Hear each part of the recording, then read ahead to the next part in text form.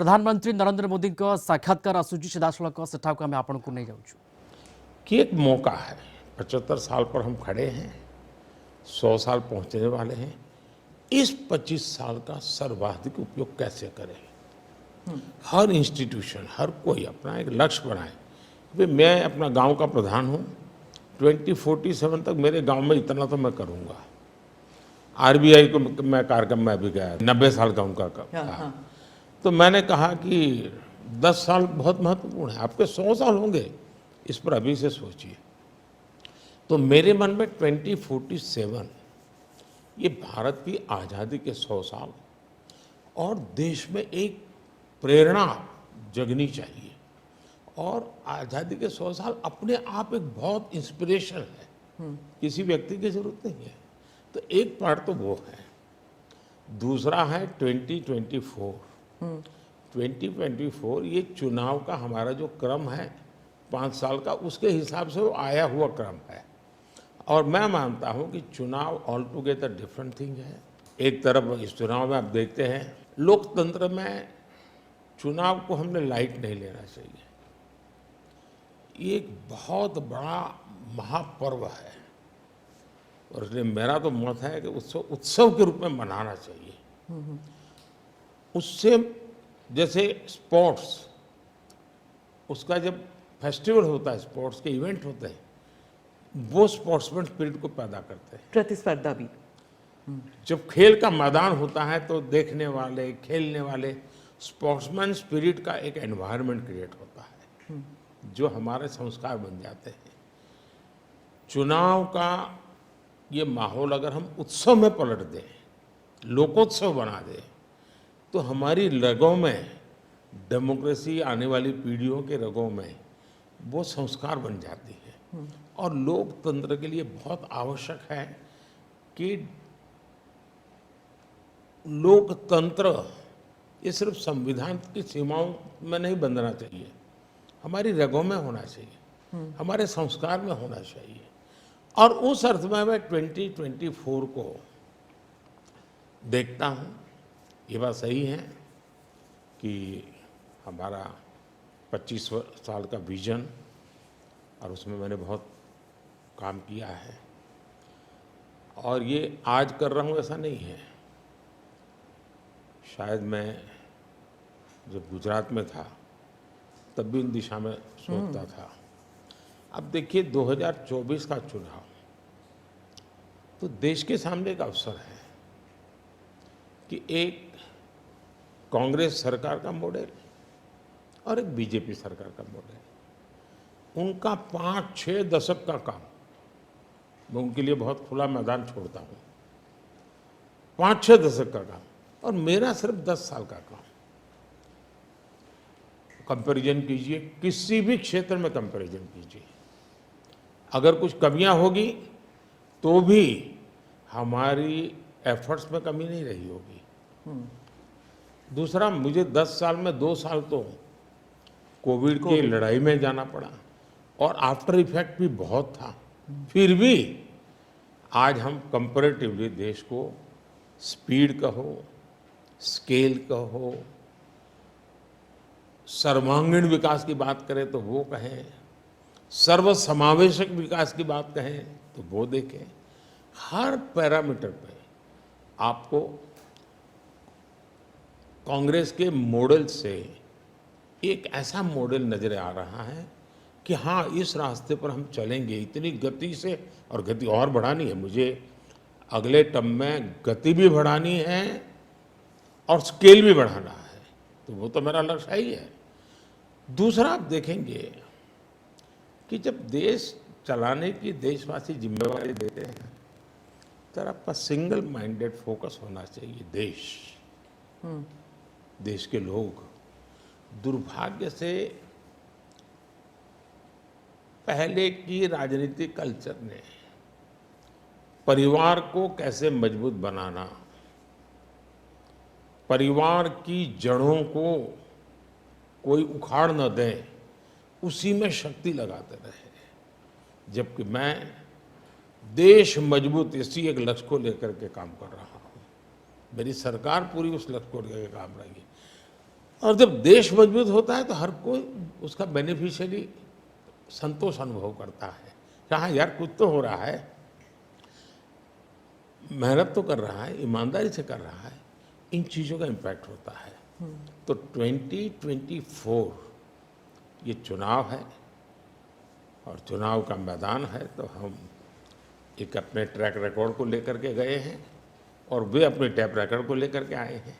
अब प्रधानमंत्री जी, आपने दो चीज़ों का जिक्र किया जिसके बारे में पूछना चाहूँगी। एक तो वो जब आरबीआई में जब आपने कहा 2014 विजन वगैरह की बात कर रहे थे, तो जब आप कहते हैं कि ट्रेलर है, आपके स्पीचेस में कहते हैं अभी तो ट्रेलर है, मैं बहुत कुछ करने वाला हूँ, तो एक कस्बा होता है जो थोड़ा नर्वस हो जाता है कि करने क्या वाले हैं मोदी जी। एक वो नर्वस होते हैं, जो दूसरी जिनका विश्वास आप पर पूर्ण तरह है, वो सोचते हैं कि हाँ अभी और काम बाकी है और मोदी जी उसे अंजाम देने वाले हैं। तो दोनों के लिए आप अगर हमें बताएं कि विजन क्या है कि 2047 तक किस तरह ये विजन सक्सेसफुल होगा, क्या आपका गेम प्लान है? जब मैं कहता हूँ कि मेरे मन में बहुत बड़े बड़े प्लान है और उसके लिए बहुत बड़े बड़े फैसले हैं, किसी को डरने की ज़रूरत नहीं है। मेरे निर्णय किसी को डराने के लिए नहीं है, किसी को दबाने के लिए भी नहीं है। मेरे निर्णय देश के सर्वांगीण विकास के लिए है, जन कल्याण के लिए है, देश के युवाओं के एस्पिरेशंस को मैं देर करना नहीं चाहता हूँ, मैं समय बिगाड़ना नहीं चाहता हूँ, उस अर्थ में मैं कह रहा हूँ। दूसरी बात है, ज़्यादातर सरकारों का स्वभाव होता है वो ये मिजाज में रहते हैं हमने तो सब कुछ कर लिया, हम तो सब कुछ करते हैं। मैं नहीं मानता हूँ मैंने सब कुछ कर लिया है। मैंने ज़्यादा से ज़्यादा करने का प्रयास किया है, सही दिशा में जाने का प्रयास किया है, फिर भी बहुत कुछ है जो मुझे अभी भी करना है, क्योंकि मैं देखता हूँ मेरे देश की कितनी आवश्यकताएं हैं। हर परिवार का सपना, वो सपना कैसे पूरा हो, ये मेरे दिल में पड़ा हुआ है। और इसलिए मैं कहता हूँ जो हुआ है वो ट्रेलर है, आपको अच्छा लगा है, लेकिन मैं बहुत अधिक करना चाहता हूँ, उस अर्थ में मैं उस बात को कहता हूँ।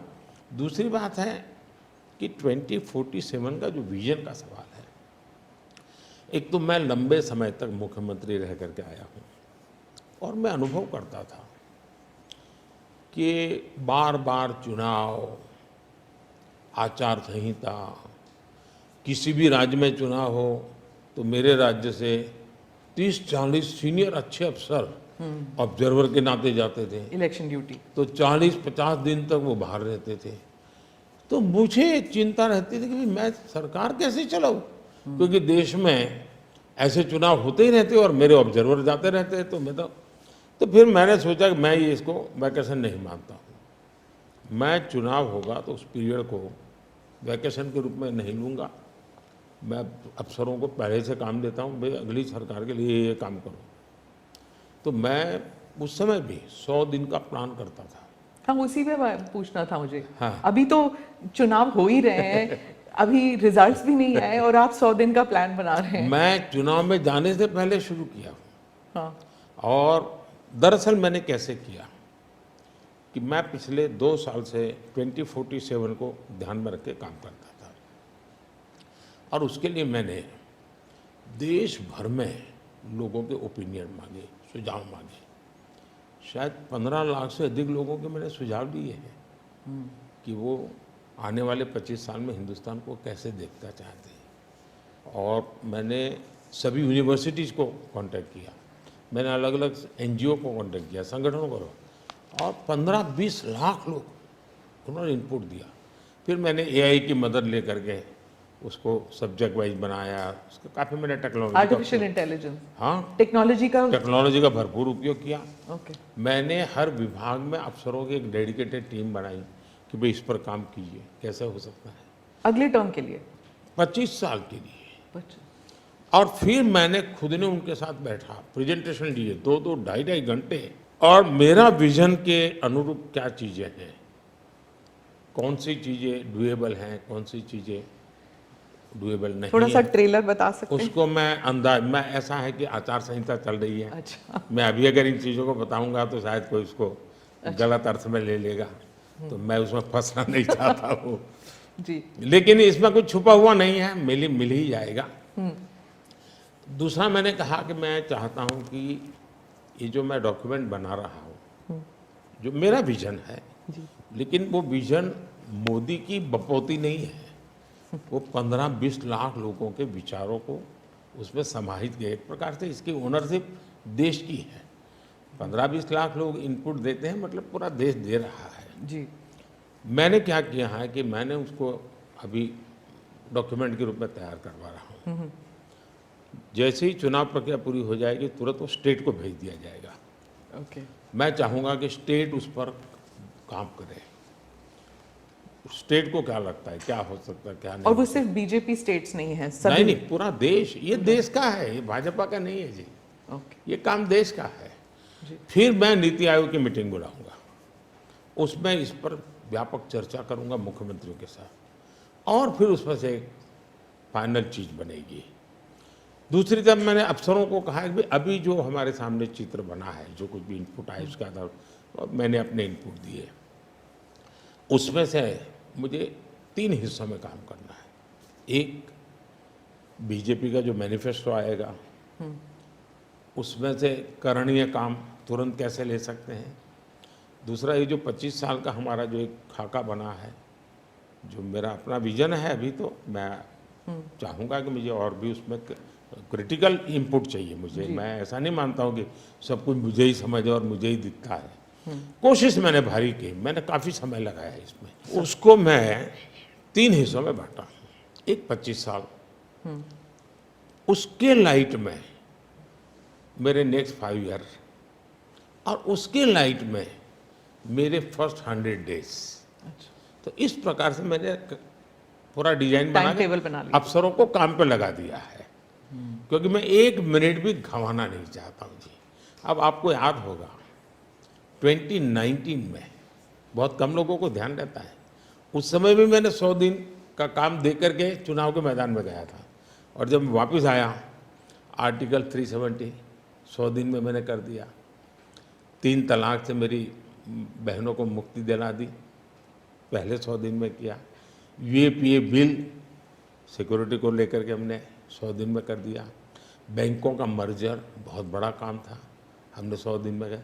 इतना ही नहीं, पशु का टीकाकरण, ये कोविड के टीकाकरण की इतनी चल रहा है ना, मैं देश में पहली बार करीब 15,000 करोड़ रुपया लगा करके पशुओं के टीकाकरण का बड़ा अभियान चला रहा हूँ, और मैंने 19 में पहले 100 दिन में किया था।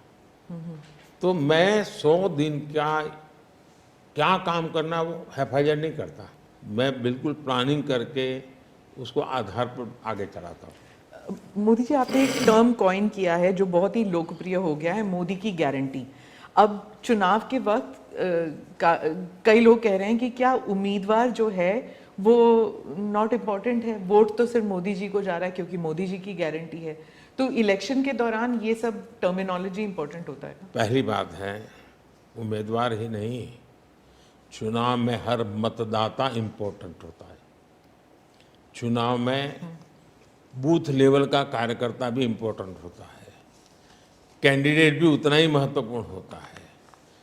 और इसलिए ये कह देना कि और किसी का महत्व नहीं होता है, ये वरना इतना बड़ा चुनाव हो ही नहीं सकता है जी, तो बहुत महत्व होता है। जहाँ तक गारंटी का सवाल है, आज हमारे यहाँ दुर्भाग्य से शब्दों के प्रति जो कमिटमेंट होना चाहिए, वो एक प्रकार से लग रहा है कि ये तो चलते का नाम गाड़ी, कुछ भी बोल दो, कहीं पर भी बोल दो, कोई जिम्मेवारी नहीं। अब आप देखा होगा इन दिनों एक नेताजी के पुराने ढेर सारे वीडियो बाजार में घूम रहे हैं, और उनके एक विचार से दूसरा विचार कितना कॉन्ट्राडिक्टरी है। अब लोग एक साथ देखते हैं, अरे ये आदमी इतना हमें मूर्ख बनाता था, हमारी आंख में धूल झोंकता। अभी मैंने एक नेता का भाषण सुना, उन्होंने कहा एक झटके में मैं गरीबी हटा दूंगा। अब जिनको 5-5, 6-6 दशक देश का राज करने को मिला, वो जब आज कहेंगे कि मैं एक झटके में गरीबी हटा दूंगा, तो देश सोचता है ये क्या बोल रहे हैं ये। तो मुझे लगता है पॉलिटिकल लीडरशिप की क्वेश्चनेबल होती जा रही है। ऐसे में प्राण जाए और वचन न जाए, ये महान परंपरा से हम निकले हुए लोग हैं। मैं मानता हूँ कि नेताओं ने ओनरशिप लेनी चाहिए, जिम्मेवारी लेनी चाहिए। ये मैं जो बोल रहा हूँ मतलब मेरी जिम्मेवारी है, ये कोई करेगा ऐसा करेगा ऐसे नहीं चलता है। और उसमें से मैंने बल दिया है गारंटी का। मैं कमिटमेंट भी करता हूँ और उसका मैं ओनरशिप ले रहा हूँ। और जब ओनरशिप लेते हैं ना तो देश को भरोसा होता है। आज आप देखिए कि हम जो बात कहते हैं उस पर लोगों का भरोसा है। 370 हटाऊंगा, भले हमें पार्टी का जन्म हुआ तब से हम कह रहे थे, हमारे श्यामा प्रसाद मुखर्जी ने बलिदान दिया था, लेकिन हम उस पर पक्के मन से लगे हुए थे। जब मेरा मौका आया मैंने पूरी हिम्मत दिखाई, 370 गई और आज जम्मू कश्मीर का भाग्य बदल गया। 3 तलाक कितने ही चीजों से गुजरा, पॉलिटिकल लीडरशिप डर गई, लोगों को रहा भी इनके पर क्या भरोसा करे। ये तो एक बार एक बोलते दूसरी बार, लोगों का भरोसा तब बनता है कहेगा यार ये खुद खड़े रहेंगे, ये खड़े रहेंगे और जाना भी है तो जिम्मेवारी लेकर के जाएंगे कि भाई ये था, मैं सोचा था, नहीं कर पा रहा हूं, मैं जा रहा हूं वापिस। लेकिन भरोसा बहुत बड़ी ताकत होती है और भारत जैसे देश में ये भरोसा को मैं अपनी जिम्मेवारी मानता हूं और इसलिए मैं बार बार गारंटी ये कहता हूं। मोदी जी, आप भरोसे की बात करते हैं, जब भी हमारे कैमरा टीम्स जहाँ भी जाते हैं वो सब यही कहते हैं कि जो मतदाता हो या कैंडिडेट हो वो सब यही बात करते हैं, मोदी पर भरोसा।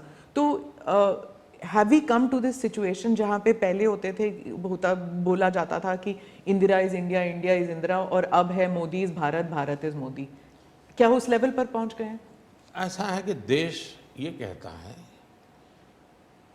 और जो मैं खुद भी फील करता हूँ कि ये माँ भारती का बेटा है, ये माँ भारती का संतान है। उससे ज़्यादा न लोग मुझे मेरे लिए सोचते हैं, न ही मेरे लिए बोलते हैं। भारत माँ का संतान है, माँ की सेवा कर रहा है, तो इतना ही बहुत है। मैं राम मंदिर प्राण प्रतिष्ठा की बात करती हूँ। इसको एक राजनीतिक रंग नहीं चढ़ना चाहिए था, लेकिन हो गया है। और जब इलेक्शंस आ गए हैं तो फिर चाहे ऑपोजिशन हो या बीजेपी हो, एक दूसरे पर आरोप लगाते हैं, तुम पापी तुम पापी। कांग्रेस कहती है कि इसका राजनीतिकरण बीजेपी ने किया इसलिए वो पापी है। बीजेपी कहती है कि न्योता देने के बावजूद आप प्राण प्रतिष्ठा में आए नहीं इसलिए आप पापी हैं। तो इसे आप कैसे देखते हैं? पहली बात है कि इसका राजनीतिकरण किसने किया और इसको आज की घटनाओं से मत। जब हमारा जन्म भी नहीं हुआ था, हमारी पार्टी पैदा भी नहीं हुई थी, उस समय अदालत में ये मामला निपटाया जा सकता था, समस्या का समाधान हो सकता था।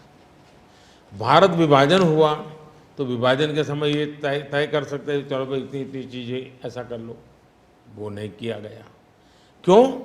कि एक ऐसा हथियार हाथ में है जो हथियार वोट बैंक पॉलिटिक्स के लिए मजबूती का एक दांव है, इसलिए उसको पकड़ के रखा गया और बार बार उसको भड़काया गया। अब जब ये अदालत के अंदर मामला चल रहा था, अदालत में अभी जजमेंट ना आए वहां तक कोशिश की गई। न्यायिक प्रक्रिया से होना चाहिए तो हमारा संविधान हमें कहता है और सरकार की तो जिम्मेवारी है, लेकिन उसमें भी अड़ंगे डालना, ये क्यों? क्योंकि उनके लिए ये राजनीतिक हथियार था, ऐसे लोगों के लिए। और देखिए राम मंदिर का, ऐसे लोग हैं राम मंदिर कर रहे हैं, तुम्हें मार देंगे, ऐसा करके वोट बैंक बनाने का एक तरीका था। अब हुआ क्या, राम मंदिर बन गया तो उनके हाथ से वो मुद्दा ही चला गया। अब वो किसी को डरा नहीं पा रहे हैं, राम मंदिर आ जाएगा, आ गया, कुछ नहीं हुआ, आग नहीं लगी कोई। दूसरा, इनकी प्रकृति, आप सोमनाथ मंदिर से लेकर के अब तक की घटनाएं देखिए, वे भारत की मूलभूत आस्थाएं, भारत का मूलभूत जो पिंड है, उसके प्रति नेगेटिविटी लेकर के ही देश में वो अपनी बात है। अब सोमनाथ मंदिर को क्या प्रॉब्लम था, सरदार पटेल थे, डॉक्टर राजेंद्र बाबू को जाना था, वहां तो न जनसंघ था, न भाजपा था, न आरएसएस थी, न कोई लड़ाई थी, लेकिन उन्होंने मना कर दिया जाने वो जो नेहरू जी की जो चिट्ठी थी, हाँ, जो भी है। अब ये और वो परंपरा आज भी चल रही है कि प्राण प्रतिष्ठा का निमंत्रण मिले और आप उसको ठुकरा दें।